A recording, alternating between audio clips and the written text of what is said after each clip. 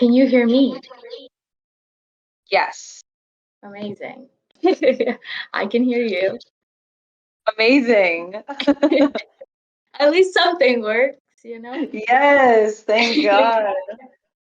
This could possibly be the way that this is happening. Let's give him a couple more minutes. But how are you today? How's things up in Calgary? Yeah, doing really good.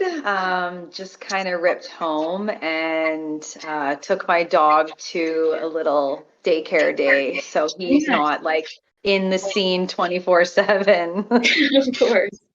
How's your What kind of day? dog do you have? He is a 1.5-year-old chocolate lab. He's like Aw, such a handful. He's so crazy, but he's also just the cutest doggo ever. amazing. I love dogs. I have a dog myself. Do He's you? a What kind of dog? I have a Boston Terrier. It is Aw. So it's just Hey. like he's so back sorry. again. If you can hear me, I don't know what's going on. I I can hear checked you. the volume thing. It's Technical difficulties. Yeah, I wonder, like, I did switch to my phone. I hope that didn't, like, screw you up on your end. I don't think so. I think just maybe his computer stopped working. Yeah, I don't know what's up with my microphone on my laptop. It just won't work. It won't let me unmute anything. So, That's okay. but yeah, how's damn. Ontario? Ontario, yes, it's Yeah, I'll good. try my phone. Holy crap. Give me 1 second. He's gonna try his phone now. Hopefully it works. Yeah, totally. When in doubt. Yeah, Ontario is good. It was sunny this morning. Now it's gray and gloomy, but it's that time of year, so feel it. Totally. Springtime. Every day is different. But it is 14 degrees here, so I'll take Oh it. my goodness. Yeah, we have some beautiful weather coming up. I'm so excited. Amazing. Yeah, I think So ready. I was talking to like Tyler and Kevin this morning, and they were saying you guys are gonna get like 16-degree weather next week, I think. Yeah, and like we're even hitting 19 degrees, which I am Wow. so ready for. Yeah. Like, I just want to get my garden started and get everything planted. And it's my favorite time of year for sure. Amazing. Yeah, I like this time of year. Spring's the best because I like the rain a little bit, so I'll take it. I'll take it. Yeah, me too. Anything that's not like the dead of winter, I'm just super ready Yes. for warmer days and the sunshine. Yeah. It also makes like taking your dog for a walk a little bit easier. So much better. Yeah, he's been just so crazy about the dog park that, had a little incident, ate another dog's little booty. So Love it. we've been, it was a really expensive day at the vet, but yeah, now we're just kind of like taking him for like an hour plus walk every day, and he's loving it so much. That's good. Santiago, Yeah. can you hear us? Can you finally hear me? Is it working now? Yes. Oh my god. This is ridiculous. I was panicking for a second. I was like, Me why? too. I Why is started to my sweat. I was like, man, why is it's literally worked flawlessly, and then now my computer just decided to just, I don't know, unfortunately not work. But we're here now after some tribulations. Holy shit. Yeah, man, you Um, sound great. Wonderful. Everyone sounds great. Thank you guys. Thank you for whoever's here. Thank you, Megan, for pulling up. Thank you, Hannah, for saving my life. Happens often. Yeah. No stress. Okay. Well, let's get started. I'm pretty sure this is being recorded, so to anyone who didn't or wasn't able to join us today, whoever sees it on Instagram or whatever on our feed, thank you guys for tuning in, and thank you guys for whoever was in the chat here today. Yeah, let's get started. I mean, Yeah. I guess the first thing, I mean, I've never really had a chance to talk to you. I haven't been in Alberta in a while. Been been a hot minute actually. But like, I guess we can talk about how our journeys began. Like, that's one thing I'm very curious about. What got you started? Like, how long has it been? Just take me through it. Yeah, for sure. I mean, are we talking in terms of like when I started using cannabis or when I started growing it? Or both? Both. Yeah, both. Honestly, I probably didn't start smoking until I was about 18, and I'll always just a joints girl. Definitely loved it, smoked daily pretty much from the time I was 18 till just recently. But yeah, I went to culinary school in 2016, and I remember coming out of school, I was so broke. And I had the opportunity to go to California with a few of my friends that had been, going to and from, making a decent amount of money. And so I decided to tag along. And that was like my first time ever really seeing a 13-foot sativa plant. We were growing sour diesel at the time, and I could not believe how big these nugs were. Just like all outdoor, massive plants, like nugs the size of my thighs, just huge. Yeah, we were pretty much just like in the thick of it. We had to take care of the plants, big leaf them, prune them, get them ready for harvest, basically. And it's like the Wild West out there. It is nothing like Canada and like our, indoor, super bougie, beautiful rooms.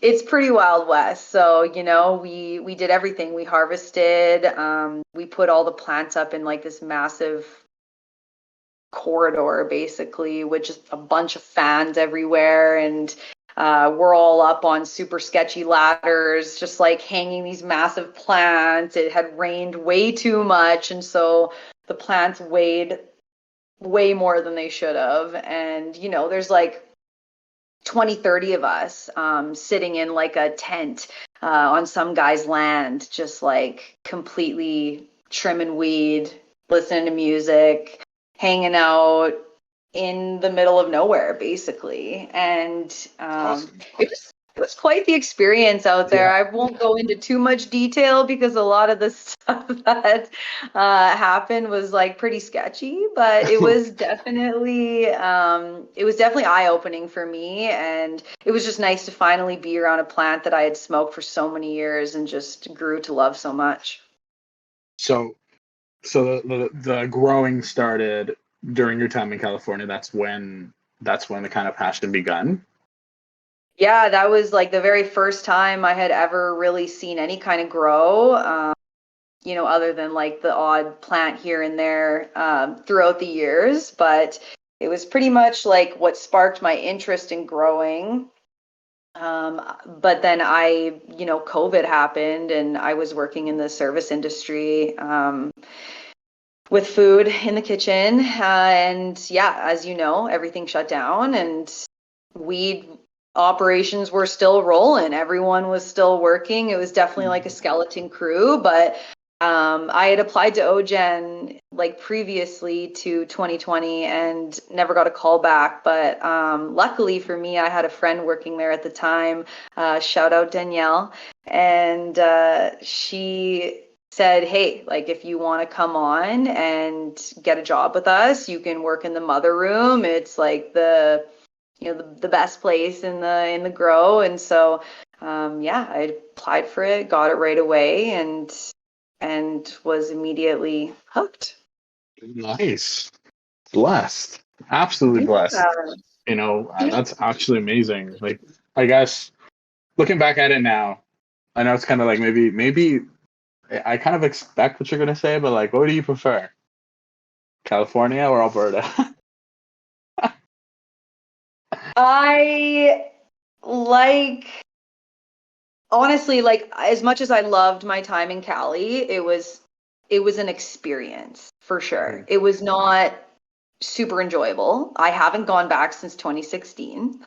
Okay. So, like there was ups and downs, but I much prefer a clean environment. Like, as much as I loved what was going on in California, like, the elements are, you're outside, you're in the elements, the plants are in the elements. So if you get like a crazy rainstorm, or if you get something that happens, your plants are exposed to all of that. And so, there was times where it would pour rain for like 6, 7 days, take the plants down, they're full of mold.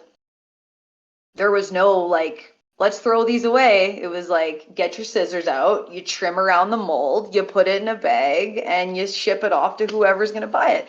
So definitely would prefer the legal Alberta world of growing, for sure. Hands down. I think so. I think so too. Honestly, I think we're blessed to kind of have like these quality control things to ensure that the product we're getting is not. It's not exactly what you mentioned. It's not moldy, or it's gone through like certain things where it might not be safe to consume. I think we've all kind of been there buying cannabis from the gray market back in the day before it was legal. Like, we're all kind of just like smoking this weed, not knowing like where it's coming from, what's in it, who grew it, where they grew it, if it's even like good for you to put into your lungs. And now, we can just go to a legal dispensary and kind of just be sure that we're gonna be okay, really, that we're not gonna get some moldy weed. I mean, we might, but we'll see it. Totally. And I guess throughout this journey, maybe during your legal journey here with legal cannabis, are there any things that you'd like to see change? Anything that you'd like to see stay the same? From what you've experienced, from what you've seen, are we in the right direction, do you think? I mean, I think so. I think they could lay off taxing us to death a little bit. I think it's pretty crazy the amount of taxes we do pay. But I mean, other than that, I would love to see a lot more women in cultivation. I think that, having a really nice balance of women to men, as we all know, serves a purpose. And I would like to see a lot more women growing. I think we have a lot to bring. But otherwise, like, I think we are going in the right direction. It's been really hard for me watching like a lot of these ma and pa shops just like getting eaten up by the big guys. And it's I'm grateful to work for like a private company, and we're trying to survive out here and trying to thrive. And it seems that like a lot of these big companies just eat up all the little guys, and it's happening in America too, so I would like to see, a lot more smaller private grows flourish, but I get how challenging this industry is, for sure. It's tough. I definitely think that, kind of the industry wasn't really created with the little guys in mind, at least not yet. It's you're right, mom and pop shops all over. I can imagine Alberta, but here in Ontario, they are disappearing like crazy. A lot of really great shops that I've visited throughout my time that, I've made connections with, I've met the people, the owners, and they know what they're doing. But even if what you're doing, you have a good community, could only go so far when you have, these big stores beside you selling product for like, because they can afford it. They have millions, right? They have all this money, and they'll just wait you out. They'll wait you out. And, from my own experience, I've had, these independent stores create this very unique vibe, more like something that reminds me more of cannabis, like community focused, community building, just very chill vibes, not being very serious. But they just keep disappearing. A lot of my favorite LPs from when I was a manager myself, the smaller ones, a lot of them are now gone. That I like to purchase and smoke on my own time are gone. And it keeps happening, and it's happening over and over and over again. I think I would agree with you. That's like main thing. Definitely would like to see more women overall in the space. I think more than just growing, just like overall in cannabis. I think it's a very underrepresented industry. low-key a little bit of a boys' club at points. I've seen it. I need that. But we need a little bit more balance. We need a bit more balance. We need more people coming in, and getting into this industry because we need the energy. We need more people, more passionate. Just overall, more diversity, really. Absolutely. Yeah. And I guess, I'm not really familiar with the growing aspect. It's still kind of like a learning process for me. I still kind of just like go around when I'm on my travels and like ask people what they do, just overall learning experience for me. I've never really grown cannabis myself, mainly because I can't grow in this building. If I grow in my building, I'm going to get evicted. If I do anything weed related in this building, I'm going to get evicted. So Fair. I can't really do any of that stuff. But like, can you walk me through like a day, like your day, just like your role, like what you do, what's the most exciting part, or like what's the biggest challenge? Just like, yeah, a day in the life, Dennis, exactly. Yes, definitely. I am the only department that runs a full hydroponic room. So we did switch over from using Rockwool to deep water culture in, gosh, it would have been the August of 2020. So we've come a long way in that regard, even from our startup setup to what we're running now in the room. But essentially, a day in the life would consist of, getting in and making sure that my team has a really clear indication of what I expect to be done for the day, our high priorities. We do also have like a veg table in my room as well. So it's a propagation / veg table room. So I work very closely with the veg lead, Riley. Shout out, Riley. And also the mother room is on the other side of me. So Marley and I also work very close together. Our area is a little bit more restricted in the building, as it should be. Two of the most important rooms in terms of, all of the genetics are held within our rooms at all times. So yeah, just make sure my team is really up to date with, what is priority during the day. We just try to go through that list. We test, I have about, a couple thousand trays in my room of deep water culture. So we test those for proper pH and EC, as well as temperature readings every day and record those. If anything is off with those ever, we can look back on our trends and just kind of see, report back to, mother plants, is anything going on there? So we keep like a pretty close eye on our pH and EC. It's probably the most important part of our deep water culture system. Other than that, we take notes on everything. As you may know, in the cannabis industry for growing, if you're looking at a plant, you're essentially making a note about it. We make notes about every single thing that we do in there when it comes to any of the plants. When we set up for clone days, everything, I have two really amazing cultivation technicians that I work with in my department. And then we're always in collaboration with the mother team as well for cloning days, where we'll set up, take a couple, however many numbers that they need for clones. We'll take those numbers of clones, clean them up in the mom room, come back in the prop room, and just kind of turn on whatever kind of music we want to listen to, which I am so grateful for. It is really nice being able to play music while you work and enjoy the day.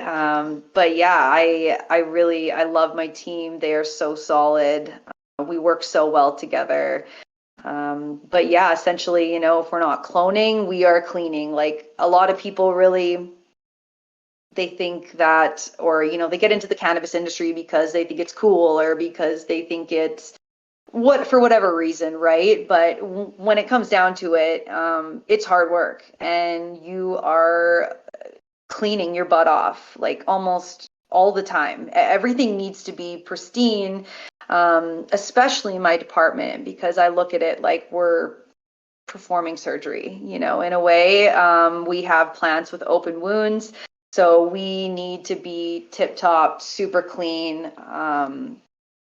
I take it really seriously in my department. So if we're not cloning or helping any other departments, we are cleaning. And it's not glorified work, but it's hard work. And if you're passionate about what you're doing and the quality of what you're doing, then it's great. Like I love it. And I've been so grateful for the opportunity to work with OGen and to work with the people I get to see every day. What kind of music do you like to listen to while you work?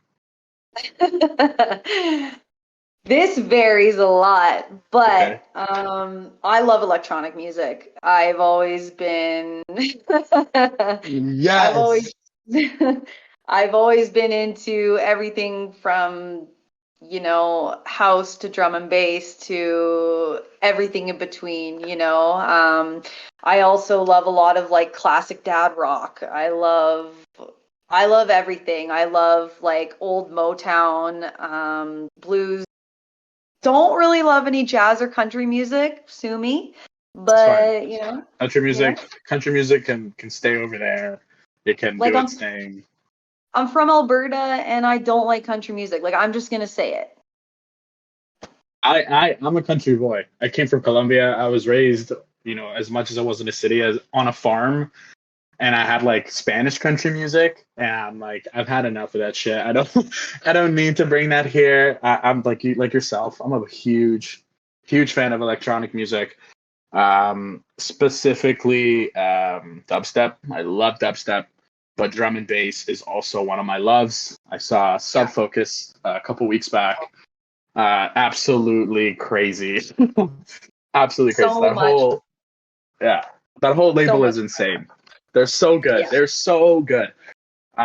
So let's go. I'm actually going to. I don't know if you know about Shambhala, but I'm going to be there in the summer with Tyler. So it's going to be absolutely incredible. I'm like so excited. You have no idea. I'm losing my mind because Wilkinson's going to be there. Oh my Um, God. yeah, I'm really looking forward to his set, and just a lot of the sets out there are going to be insane.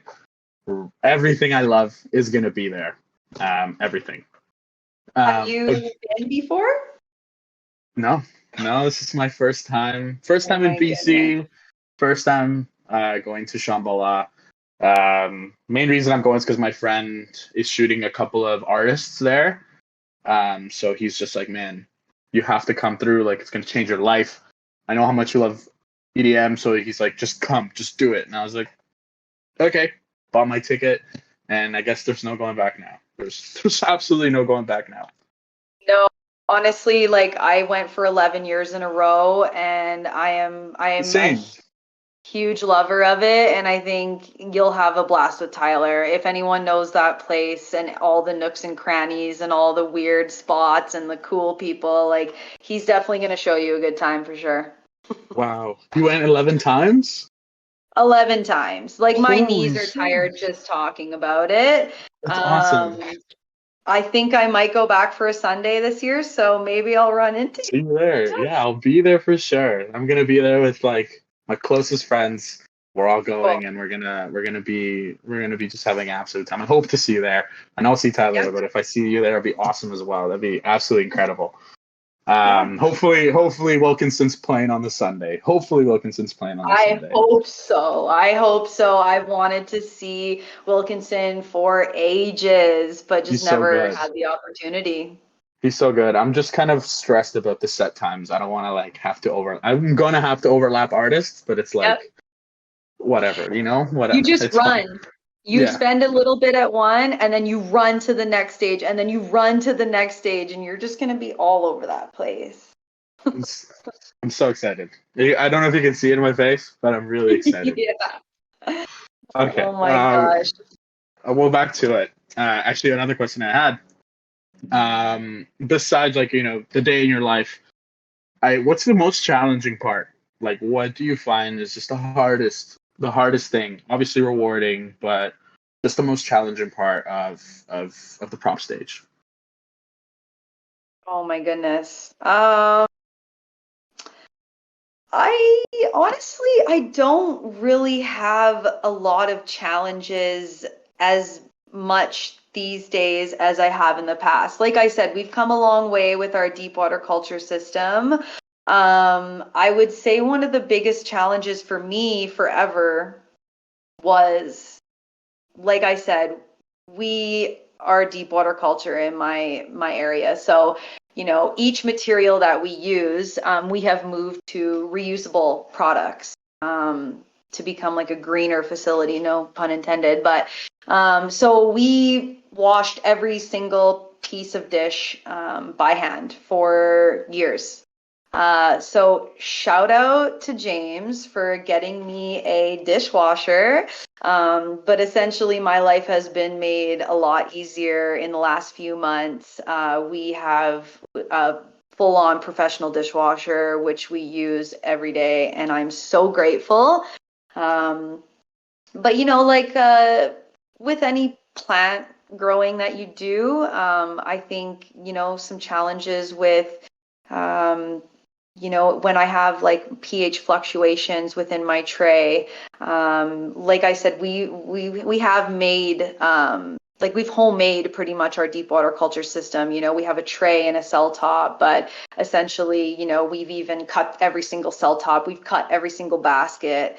We used to, poke holes in tubes, and that's how we got aeration in our tray. And now we use like a professional air stone. So lots of challenges in that regard, but I do think that like it's never been better in my department. So I'm just grateful for all the little things we've learned along the way, and yeah, I like it's I don't want to say it's easy because it's not, but it has been quite the road getting to where we are now, and I just couldn't be more stoked about my room. Absolutely. Do you have a favorite part? My favorite part, I would say probably cloning days, honestly. It is really lovely to always be in the mother room. There's just something about big juicy plants that I Oh love yeah. being around. Like I deal with babies, right? I have little tiny babies in my room, and so it's quite the contrast, being in the mom room, being around, these gorgeous plants, being able to, pick and choose our beautiful clones off of them, and just, the first few days you start seeing roots always makes me so happy. I really love pheno hunting. It puts me in a different space where I get to pop seeds and see brand new genetics in their earliest stages. So I definitely love that part of it. It's a bit of a switch up from cloning and transplanting, and I love it. It's challenging, but it is, and it creates a little bit more work on the side from my already full room. But I do love pheno hunting and just checking out new genetics in their seed form. Wonderful. I honestly, I would love to like see you guys work. Like last time, like the very first time I went to Alberta, we had like a little walk through the mother room. Mhm. And Marley just kind of like took us through like what she does. Shout out Marley. And I don't know, I was kind of like taken aback, like hearing you guys speak and like seeing you in your element, seeing you work, seeing you just love it, like just love it, just bring out that love is absolutely incredible. And honestly, I miss seeing them. Hopefully we'll be up there soon again, and we'll get to chat about it. I get to see where you're at, what you're doing, anything new that you're working on. It's been a humming, and I do hope to see you guys. But I guess we're gonna get more into like less serious questions, kind of just like we're kind of going over that. Oh, what did Dennis say? Oh, what's he Yeah. saying? It's one of the two rooms that require higher levels of clearance to enter as well. Oh shit. Oh yeah, I remember when last time I went, you guys were installing like a new checkpoint. That was sick. Yeah. That was Yeah, so we did decide to put the lockdown a little bit more with our departments. Like I said, they are very sensitive areas to be in. So we do offer tours all the time, but they are not welcome to see the propagation or the mother room. But we are locked up like Fort Knox. We are trying to maintain an extremely clean area on top of the already clean facility that we maintain. yeah. That when I first saw it, I was taken like I was like in awe, just seeing like the walls being cleaned, the ceiling, every little corner was just like spotless. I was like, my mom would be the happiest here. Like, she Oh would be yeah, like, she'd be like, holy shit. Um, yeah, uh, it's nice. okay, so my other question, to get less into, to get more into like getting to know you as a person, if you could live anywhere in the world, where would you be and Oh my why? goodness. Oof. I've done quite a bit of traveling, but I would say, I really fell in love with Nicaragua when I visited in 2014, say. So that is definitely a contender if we're talking like far away living. I'm obsessed with Hawaii. I love the fresh fruits and vegetables there. They can pretty much grow anything. Um, the ocean, anywhere close to the ocean, honestly. I lived in Vancouver for a year during culinary school, and um, it wasn't my city, but I did love living like, at the ocean. So I was like a block away on Davie Street. Shout out Davie Street people. But yeah, it was like seriously beautiful. But I'm pretty content where I'm at now. If we're talking like within Canada, my heart is in Nelson always and forever. And if you've never been to BC, but you are going to Shambhala, which is 40 minutes south of Nelson. After you're done at Shambhala, you should decompress in Nelson for like a day or two or however long you have. I don't know, but like it is a little oasis and just one of the most gorgeous places. And you don't even really feel like you're in Canada. There's sandy beaches. Like you just don't really get that in too many spots. I see it. I just Googled it, and I think I most definitely will be doing just that, especially if it's only 40 minutes. Like 100%. It looks beautiful. Holy There's shit. no Okay. there's no like big department stores or Walmarts it's like I'm talking like all really cute little restaurants. Every place has character and lots of hippies, like lots of like, homemade stores and people walking around smoking weed openly, which, it's like you get that in Calgary kinda here and there, but like there's nothing like the vibe of Nelson and especially after Shambhala. Damn. Well, thank you for that recommendation. I will definitely be sure to check it out, especially because it looks absolutely beautiful, and I do like to take pictures of beautiful things. So I will most definitely be checking it out. And I mean, the way I see it is, if I'm going to go to BC, I have to do it right. I have to go see more things. Like that was my like mindset going into it. Did you disconnect? Well, guess we'll just have to wait a second for her to come back. Whoever's here right now, you're a real one. Thank you for sitting in here and hearing us talk about weed and music. What's my favorite terpene? Woo! My favorite terpene is either limonene or linalool. I say limonene or linalool because limonene and linalool mixed together bring about such a beautiful aroma. Shout out Lemon Z! And I have yet to like find another strain with that same terpene profile to give me like that same kind of smell. Like when I used to smoke the Lemon Z, I would always just crack open that bad boy and literally and literally just inhale. Like just inhale. But yeah, linalool, limonene are my bays. I know some people aren't big fans because they are everywhere in the legal market. However, I am not most people. I know what I'm about. Um, I haven't gotten another request yet. What about you guys? Type in the chat. I feel like a Twitch streamer. Type in the chat what your favorite terpene is, guys. Woo! Subscribe, donate, tip. Support me on my journey to become the world's biggest streamer. Mercine, nice. Mercine's nice. Yo, don't talk shit about Linalool. You know what Linalool's been through? A lot. Linalool's been through a lot. They're just trying. They're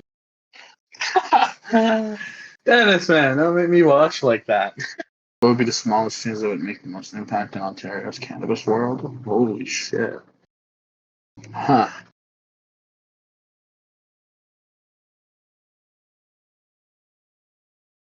The smallest change. I wouldn't know. The smallest one. I mean, I know the simplest change. I don't know if I want to say it because, like, I feel like we're all thinking it, but like, I guess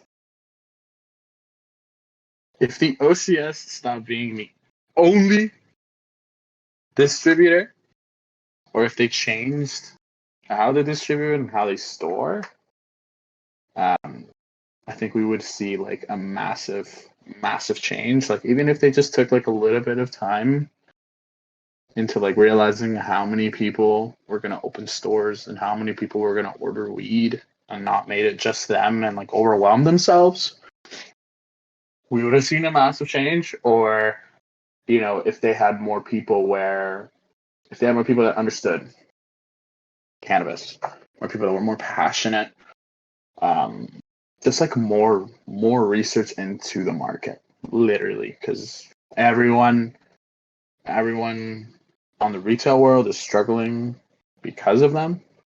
You know, people order stuff. You know, flow through was implemented so that people would have a more of like a guarantee to get certain products. However, you know, while I'm still out there, I'm still seeing, you know, people who haven't got their products in like 4 weeks, right? Where it's like supposed to be like a 2 to 3 week lead time for you to get your shit. You know, some people don't get it for 5 weeks, and maybe 5 weeks will hit and they'll get a notice with their order that they're not going to get the product that they put the money aside for. So it's just like, it's really not, it wasn't really built to have the small retailer in mind. What do you think, Dennis? What do you think could be the simplest change? I feel like you have a little bit of a better understanding. So I'd love to hear your opinion as well. Oh my goodness, did that work? All at once. That work? Woo! Bang. Nice. It's all good. We're all learning through it. Like my laptop also shit the bed. It's all good. So sorry. Oh, don't worry. There we go. Dennis, man, you gotta let me know what your change would be. Put it in the chat, man. I'll read it out in a second. Okay, where were we? I guess we're staying like you in Nicaragua, and then I don't know what happened. Do you remember where you left off? Yeah, I think I was chatting about Nelson and all the places I'd want to live and how I am obsessed with everything Nelson. Yeah, wow, it's just gorgeous though. The sandy beaches are everything, and you definitely need to hit up that place before or after Shambhala, whatever floats your boat. Definitely will try. I think my friends will be super down as well. And we'll try to figure out the flights, and hopefully I get a chance to go to Nelson for at least like a day or something, and then leave on the Tuesday or something. We'll see. Yeah. Where would you like to live? I would like to go back home. I would like to go back to Colombia. I would love to live in Medellin. Cartagena is a little dangerous. I wouldn't say Cartagena, Dennis. It's a little bad right now. It's beautiful. But the reason why I say Medellin is because it is a nomad hub. There's a lot of Colombians, but also a lot of English speakers. So a lot of people from around the world. And that's become my favorite thing to do is meet different people from around the world. And also because I do love a city. However, the city vibes in Medellin are completely different. I like Toronto and Medellin because they do such a good job of maintaining their greens. You know, like Toronto has a lot of beautiful, beautiful, beautiful green spaces that you can literally just go and get lost in and forget that you're in Toronto. Like you can just forget about the pee smells. You can forget about the robberies, the stabbings, the shootings, because you'll just be in a park, in a beautiful park full of trees. In Medellin, it's the same thing. You can just be in the middle of the street, and they try their best to create these like island like separators for the roads, just full of trees. So you'll see like massive trees with absolutely beautiful leaves, like leathery leaves, softer leaves, all types of vegetation all over the city. And so you just you get lost in it. And it's all hills too, so it's a nice workout getting around too, because most people aren't like driving, they're like walking everywhere. The views are incredible, the people are incredible, the food is incredible. You know, like where we were staying, we would literally go downstairs from our apartment. We paid $360 each for 12 nights. For 12 nights in a two-bedroom apartment. Yeah, two-bedroom apartment. Right? It's crazy. And then you go downstairs across the street, you can buy a liter of fresh juice for like 75 cents. You can go down the street, get a massive meal with like rice, chicken, steak, pork belly, avocado, beans, eggs for like $1. Right? It's just, and the people there are wonderful. Like, you know, it's absolute paradise. And in Colombia, you can have city, you can have prairies, you can have tropical beaches, you can go to the rainforest. Pretty diverse, eh?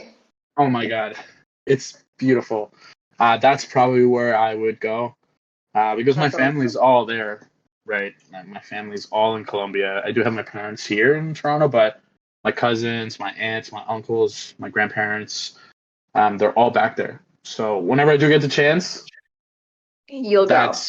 That's where I would go. Is weed legal to smoke there recreationally or no? So it's not legal to smoke it. You know, if you do smoke it out in the streets, you might get, you know, picked up by the cops. However, there are certain laws that protect you if you want to grow it. So you can actually grow your own cannabis in Colombia. My cousin he's like aspiring. He's been like creating his own strains. He's been like crossing his own genetics, and he does it all in his backyard. Like he's just experimenting, and you know, he's really excited to come up here to Canada to kind of like see how it is, like see the weed here, like see different strains, like how it differs from obviously the things that he's seen over there. Yeah. To like a country, you know, legalizing it federally and like letting literally everyone smoke, right? Yeah. It's a little bit. It depends. It really depends on like who you know. Unfortunately, it's all outdoor, right? It's all outdoor weed. Yeah. Yeah, most of it. There's obviously like certain operations that are all indoor, but that's like if you want like really good weed, like you just gotta know a person, and that's when it gets sketchy. But most of it, like the way we bought it in Colombia, is you just get it in a blunt. Like they sell it to you already rolled up. They sell it already rolled up, and you're just ready to go. And you can smoke it anywhere. Like we smoked it in our apartment because like no one cares. It's just like a matter of just like don't make it a big deal, right? Like don't be like, oh, we're smoking weed, like, oh my god, like you want some? Just be Yeah. low key. Don't cause problems, and it's pretty chill. Yeah. Yeah. Oh, Good. Dennis asked a little What's question there for you. what's Dennis saying? What's making to determine a healthy clone? Well, honestly, like your leaves tell you a lot. So, if I walk into my room and I see a tray or a single clone that's maybe looks droopy or the lower leaves are, curled or curled upwards or downwards, first thing I'm going to look for is, humidity, temperature, light. Um, I actually, yeah, just had a little issue where I had some leaves yellowing, and it turns out that the PPFD was too high and that my lights were essentially too strong.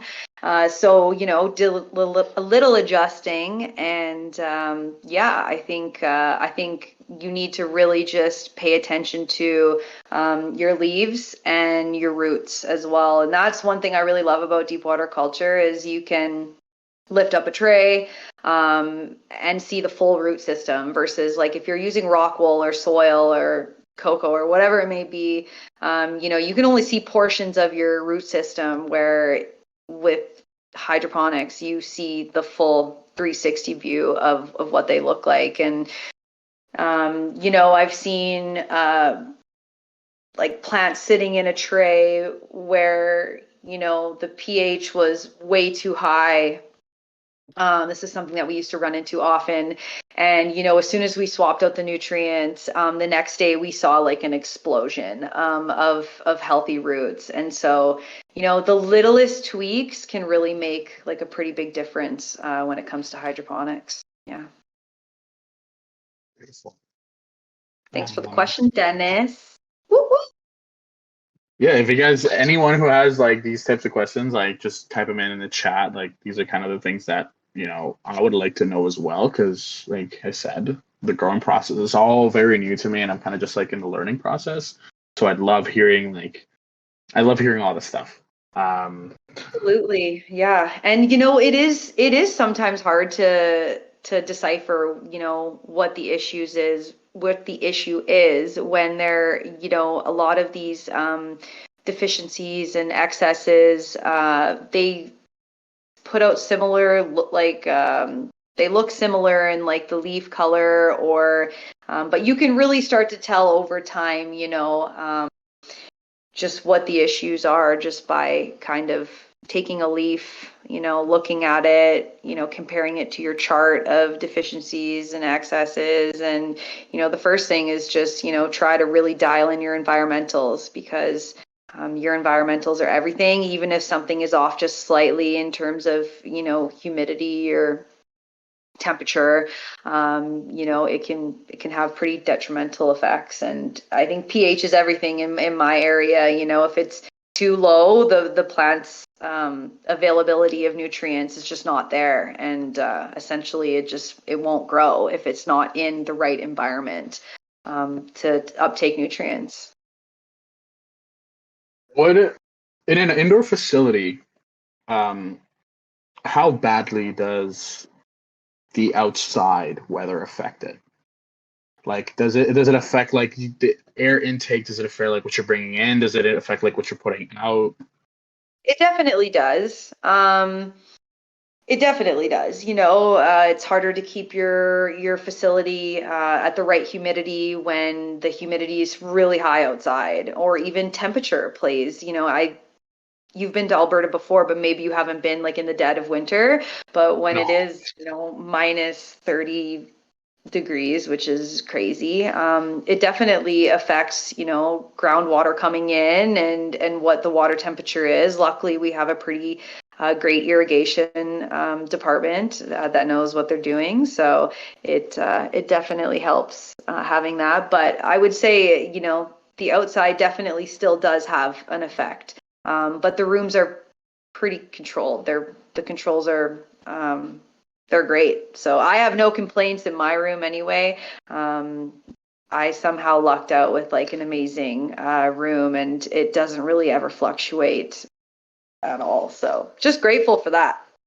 Nice. And I guess best strain, I think best strain you've ever kind of grown, or best strain you've ever smoked, maybe that you've grown. Like, what's your crowning achievement?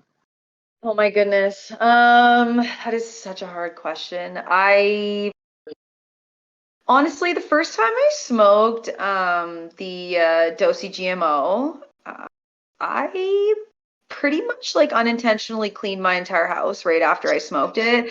And I wasn't like a huge sativa lover. I was always into like really heavy indicas. Like I want to be like on my butt, can't move, can barely open my eyes kind of vibe.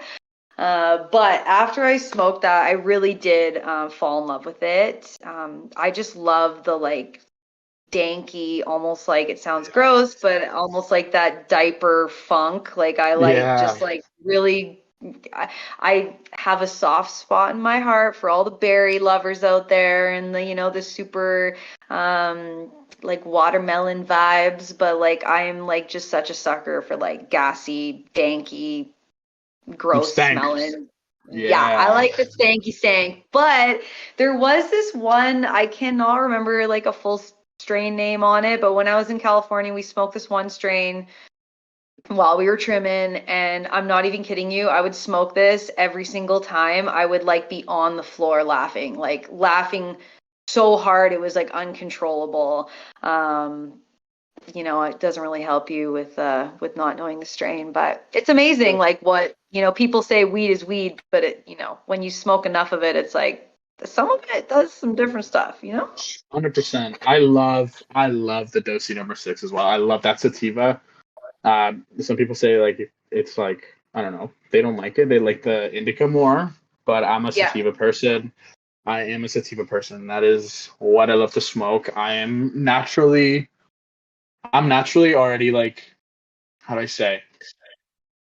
I need like something to bring me up. I'm naturally just like very calm, right? Like I'm very chill, laid back. So it's like if I smoke an indica, I'm just gonna be melting. I'm just gonna be melting on the floor. And after I smoke an indica, the reason why I don't like them is because I get like a really bad come down. I get like really tired, and so I'll literally fall asleep at like 6 p.m. If I smoke an indica, I'll just hit my bed and I'm dead. Oh yeah. Sativas just keep me going. I like it when I'm like playing video games or if I'm like listening to music. I just like it to do, or like maybe if I'm going for a walk, I like to be doing stuff and I like to be tired. So sativa really just helps me just be a little bit more upbeat, especially since the sun hasn't been out for like God knows how long. And so I Yeah. just really need like an energy boost. Yeah. Sativa just kind of gets that done for me overall. However, best strain I've ever smoked though. I know this might seem a little like cheesy, but on God, Gasberries. Gasberries was my absolute favorite. It was the first strain. Fun fact for anyone listening: first strain I ever tried from Ogen, and as a manager of a retail store, first strain that I ever kind of was able to bring in from Ogen. So it's all kind of just like a love story, really. Yeah. And then I just started bringing in all sorts of Ogen products, and then now just having like the chance to work with Shaw is just kind of like a full circle moment. Like really, kind of just like what the fuck, this is like incredible. It's absolutely incredible. So honestly, Gasberries kind of has that like, besides it being really good weed, it has that like emotional connection. Yeah. It just like got me started on this journey, and it's Yeah. just been there. It's just been there for me. You know what I mean? Um, I guess I don't really have any more serious questions, but I do want to ask you one more thing. Yeah. What's up? Out of every artist that you love musically, overall, who would you literally kill anyone for to see live, to be there? Dead or alive? Doesn't matter. It's all up to you. Favorite, just anyone. Okay, well, if I could go back to the 90s and I was of age because I wasn't old enough to see this artist, but it might sound cheesy or whatever you want to call it, but I have been obsessed with Tupac my entire life. Like, I was that girl who had Tupac posters covering my entire bedroom. You could not see the paint on the walls. It was just Tupac everywhere. Um, he's a poet. He is Yes. everything. He was a friggin' gangster. But I also just like, I've always, my sister played an April Fool's joke on me in like 96 before he died. She was just like, she knew how obsessed I was with him. I was friggin' 8 years old. She's like, Tupac's alive. Like he was just or no, it was right after he died. She was like, he's alive. He's been in hiding and all this stuff. And I was like, No. seriously? Anyway, she was clearly like pulling my leg. So it sounds cheesy, but definitely Tupac. Like he is like the first person that comes to mind always. Yeah. What about you? Dead or alive? Dead. Either. Since Dead? we're on this topic. Okay, we'll do dead now, and then we'll do alive after. So dead, Okay. dead, dead. That's a good one. Honestly, probably Michael Jackson. Oof. Michael Jackson. All I was raised on Michael Jackson. Like my mom absolutely loves MJ, and like every single song that he ever created was always playing. And Legend. I just remember myself as a child, like just like singing Billie Jean and trying to hit those like just hitting those like high notes and just being like, yeah. And yeah, when I found out he died, my mom, me, like our whole family was just like breaking down. We were just like, what the fuck? Got it. Michael, not Michael.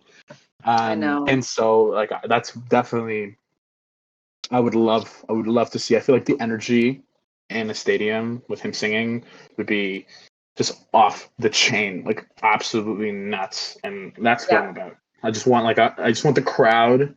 I like concerts where the crowd is like just a good crowd. You can feel the energy. You can feel everyone just loving it. Yeah. So that's Yeah. dead. Now, time for alive. Honestly, I've always wanted to see Rage Against the Machine. Like since I was probably like 13, always wanted to see them. Never had the chance. I feel like they were supposed to come to Calgary like for 3-4 years in a row. Never happened. And I don't know if you know him as an artist, but he's a bit underground, doesn't have like, any SoundCloud, doesn't have any of that. But I did see Break once. He's a UK drum and bass artist. He is like, his sound is everything that I ever love when it comes to drum and bass. Break. He has a couple tracks on Spotify. Obsessed. Like I love him so much, and pretty much just anything liquid drum and bass. Like but I don't really. I mean, there's so many people. It's so hard to like narrow it down into like because it's endless. Like it depends what genre. Like I have like so many artists and so many genres that I'm dying to see. What about you? I know this one. Skrillex, 110%. I've been listening to Dude. Skrillex since I was like 10 years old. Like back when he was like really just getting up there, when he was like still working with Fall Out Boy. Like I've been a huge fan of his for years and years. I've always really loved dubstep, and just like he's kind of like the father, really. He's everyone's dad. He did a great job of just like bringing everything together. Like if you check out his newest albums, he's got like house, he's got some drums, he's got a little bit of everything. If you look at his older work, when he worked with the Doors, right? Like he's a rock star. He used to really like rock and roll. He still does, but that's where he started. Yeah. And a lot of his samples are, rock and roll samples that he just tweaked and he's got this one song with the Doors, and it's like just seeing like such generations of artists work together to create something so beautiful. And he's just incredible. Like since I was a kid, I've always wanted to see him. It's just like as soon as you see him announce anything, sold out. It's like 100%. it's impossible. So hopefully one day, Yeah. who knows? He does a surprise set. Who knows? I don't know. But that's definitely who I would love to see. He was at Shambhala when I was there. God, I don't even remember what year that was. I feel like it was 2010. I remember when dubstep like really started like coming in hot into Shambhala in like 2008. And it was like all I wanted to listen to from like 2008 to 2010. The only thing I listened to was dubstep. I was completely obsessed. Bass music or nothing. And you need to get yourself into the village. Like go to Shambhala, park yourself in the village. It really doesn't matter who's going to be playing. It's going to be dope. And if you've ever been to like a music festival, I feel like this is just going to blow that out of the water as well. Like, I don't know. It's so magical and so special. And there's so much talent there in just like a few days worth. So, get your sleep at night or early in the morning, but definitely make sure you're ready for a marathon. Get your dancing shoes on and make sure they're super comfy. Oh, definitely. I've been preparing for like the past couple of months. I've just been like purchasing things slowly. Like I purchased a Camelback. I got my shoes. I got my shirts and fanny packs. Kind of just like getting everything ready to go. I'm gonna ship out my tent soon to my boy. He lives out in BC because I'm gonna be flying in, meeting him, and then we're gonna drive down to Shams, and then it's gonna be a journey. It's gonna be an absolute journey. I mean, I don't really have any more questions. We've kind of been talking for I think like an hour now. Who's in the audience anymore? Let me check really quickly. For sure. Panels. Who's in here? Hey, Hannah. I think we've run it. I think we've got where's the time? Is there a time? I don't know. All our technical difficulties, probably like I don't even know what happened. I think it's been a little bit over an hour and a half. I think we've had a good one. A good first run. We've learned, what to an do, hour what and not 24 to do. minutes. Nice. Well, honestly, like, thank you so much for like coming out. I know, like, I was honestly really nervous. I'm not like a good in like in front of a camera. I was get really nervous, but thank you for coming out and like chatting with me and like doing this for us. And it's really, really appreciated. Like, thank you, much love, and I hope to see you in Alberta when I go up, or in Shams. Whenever I go. Like, I'd love to go and dance and dance with you and just get to know you a little better. Thank you so much for pulling up and sharing everything with us. Like, really. Yeah. Thank you so much for this opportunity and for being so easy to talk to. And sorry about the technical difficulties. I am not a computer person. And I was also super nervous because I hate being on video, but I feel like you just made this experience so much better. So Thanks for listening to me ramble on. Thank you. Thank you for rambling. I appreciate it. All love. Okay. Cheers. Have a good day. One. Bye. Bye.